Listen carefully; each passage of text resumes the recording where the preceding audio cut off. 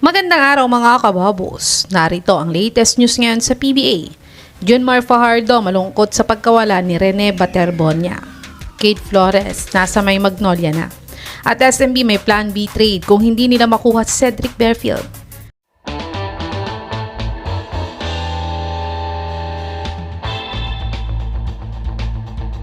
Si Rene Baterbonia at Divine Adili ay parehas na nalunod sa team building nila sa Aurora.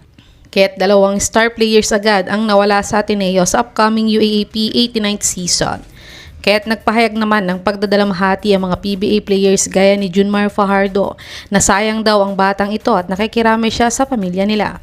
At ang PBA free agent naman na si Vic Manuel ay lubos na nalungkot sa pagkawala ni Baterbonia at hindi na nga daw kaya ni Muscleman na mag-scroll sa Blue Up ngayon dahil sa balitang ito.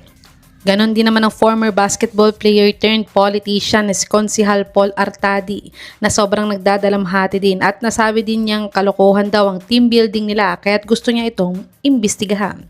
At ang PBA Vice Chairman naman na si Boss Al Francis Chua ay tutulong daw na makamit ng pamilya ni Rene Baterbonia ang justice na hinihingi nila. Kaya't sana ay mabigyan ng hustisya ang pagkawala ng dalawang players na to. Dumako naman tayo sa balitang nasa may Magnolia na daw si Kate Flores. Si Flores nga ay isa sa mga rising star player dati ng Northport Batampier at silang dalawa na nga lang ni Joshua Munson ang mga rising star players na natitira na galing sa Northport. Pero nang lumipat na nga sila sa Titan Ultra ay limited minutes na lang ang kanyang playing time. Kaya't bumaba na nga ng gusto ang mga stat line ni Flores sa dalawang conference ngayong PBA 50th season. At ayon naman sa source na to, ay dahil hindi nga makukuha ng Magnolia si Navarro ngayon dahil sa 3 years ban niya, ay balak daw i-offer ng Magnolia si Rafael Verano, Paulo Taha at ang 52nd second round pick nila sa Titan Ultra kapalit ni Kate Flores. Si Flores ay nag-average ng 6.5 points, 4.3 rebounds, 1.4 assists, 0.4 steals, 0.4 blocks, 33% 3-point shooter at 81% free throw shooter sa kanyang PBA 58th Commissioner's Cup. Sa tingin mga kababos, fair trade ba ang ino-offer ng Magnolia sa Titan para makuha si Flores? I-comment nyo na po yan sa baba.